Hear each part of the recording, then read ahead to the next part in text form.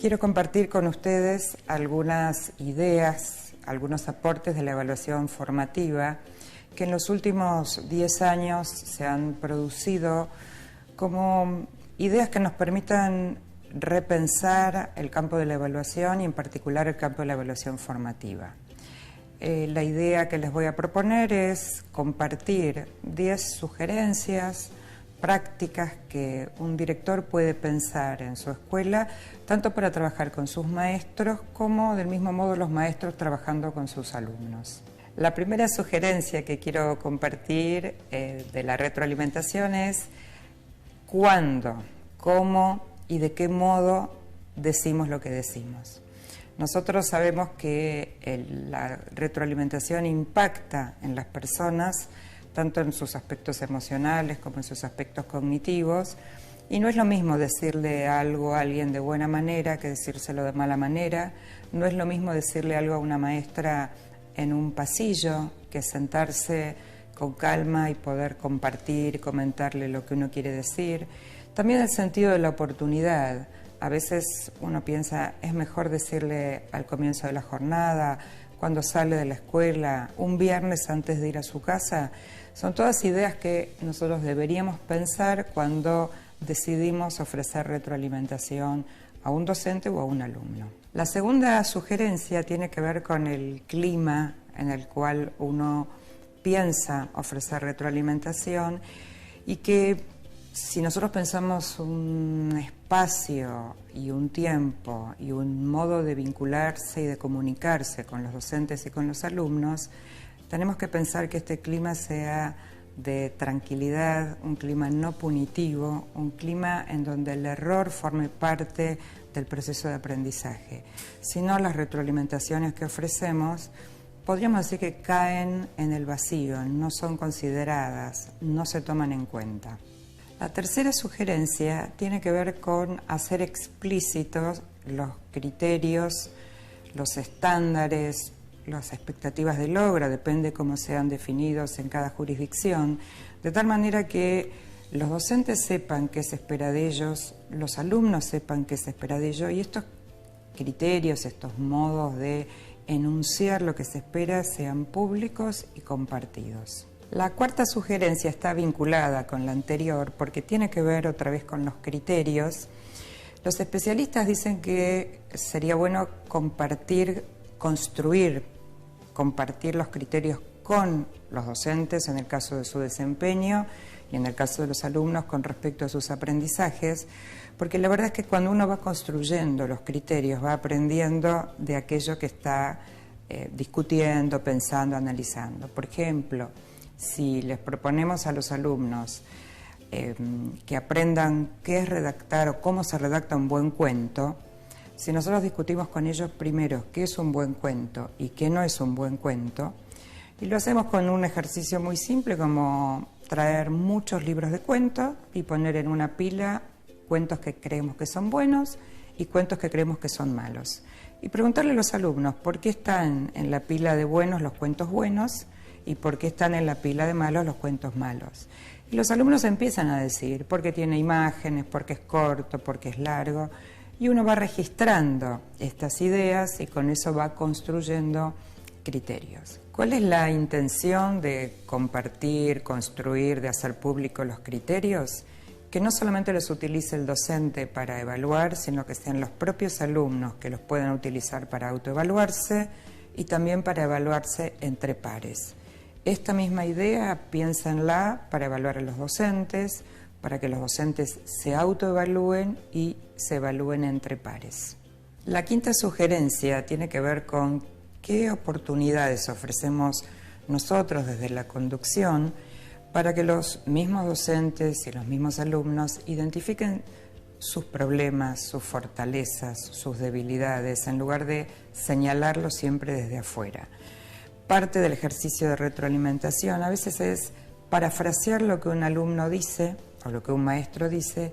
Inmediatamente el alumno dice, no, pero no es eso lo que yo quería decir, por ejemplo. Y entonces no hace falta que uno le diga nada acerca de su debilidad o de su fortaleza, sino es el mismo alumno o es el mismo docente quien lo reconoce. Esto esta manera, digamos, de pensar la retroalimentación, otra vez, y aludiendo a la sugerencia anterior, permite que un alumno se autoevalúe, que un docente se autoevalúe y que el ejercicio de retroalimentación no sea siempre decirle lo que tiene que hacer, sino empoderar a los alumnos y a los docentes para que ellos mismos identifiquen cómo están yendo, cómo les está yendo en la escuela, cómo están ejerciendo su rol como docentes.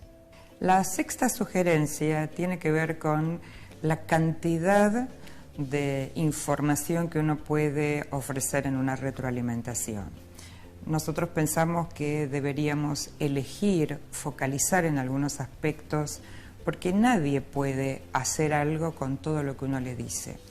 Un ejemplo puede ser, si yo corrijo una producción de un alumno, no puedo señalarle 20 cosas en su producción, porque la pretensión de la retroalimentación sería que el alumno haga algo con lo que yo le estoy sugiriendo, proponiendo.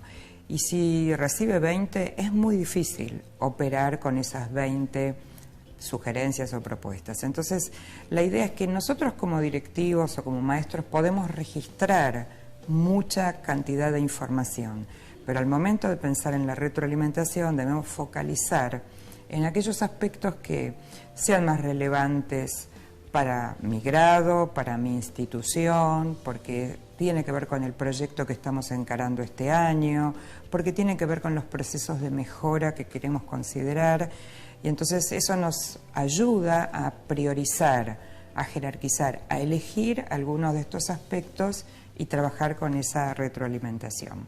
La séptima sugerencia, bien puntual, tiene que ver con un modo de ofrecer retroalimentación, es ofreciendo ejemplos, mostrando ejemplos, modelando cómo se hace algo. Nosotros tenemos siempre alguna historia de crítica a los modelos conductistas y entonces parece que mostrar o modelar no está bueno porque entonces el alumno o el docente no construye. Y la verdad que esto no es así. A veces es bueno mostrar un buen ejemplo, a veces es bueno modelar cómo se hace algo para después el alumno o el docente lo haga a su propio modo, a su propia manera. Pero esta idea de piensen cómo lo harían, por ejemplo, y no ofrecer ningún ejemplo, muchas veces deja en el camino a muchos alumnos o a los docentes sin saber exactamente cuál es la propuesta. Así que buenos ejemplos es una buena manera de retroalimentar. La octava sugerencia tiene que ver con pensar dos cuestiones muy importantes en la retroalimentación. La primera es valorar aspectos positivos. Todos los alumnos y todos los maestros hacen cosas bien.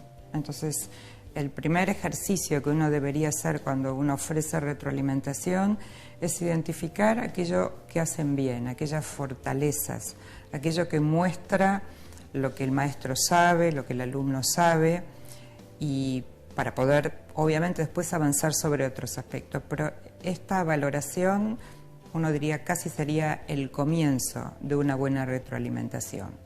La segunda idea es que no siempre necesitamos decir cómo hay que hacer las cosas.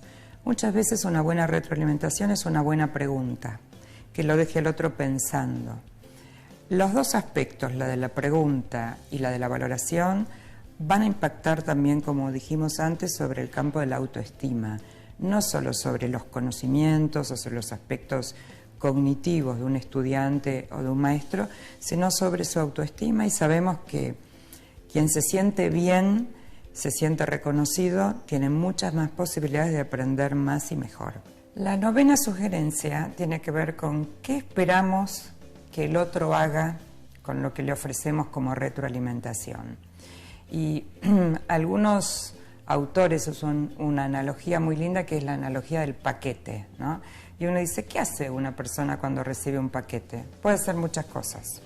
Puede devolverlo al remitente, puede quedarse con el paquete y abrirlo, puede guardarlo para más adelante, puede tirarlo a la basura.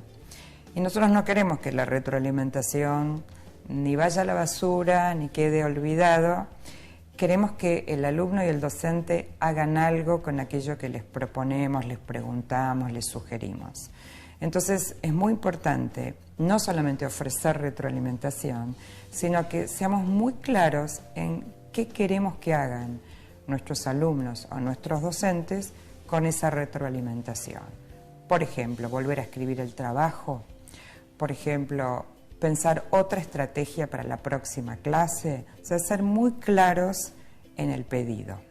La última sugerencia es una bien específica y es un ejemplo de lo que en el campo de la retroalimentación llamamos protocolos, que son una especie de redes de conversaciones organizadas que tienen una estructura, que lo que permiten es en muy poquito tiempo ofrecer retroalimentación. Este es un ejemplo de muchos otros que hay y consiste en 3 preguntas. La primera es ¿a dónde voy? Y tiene que ver con entender lo que dijimos al principio, ¿no? ¿Cuáles son los objetivos? ¿Por qué estoy yendo para allá? ¿No? Tener claro a dónde voy. La segunda es ¿cómo me está yendo? ¿Cómo estoy yendo? ¿Qué creo que está bien? ¿Creo que debería mejorar? ¿Qué recurso necesito? ¿Qué ayuda necesito?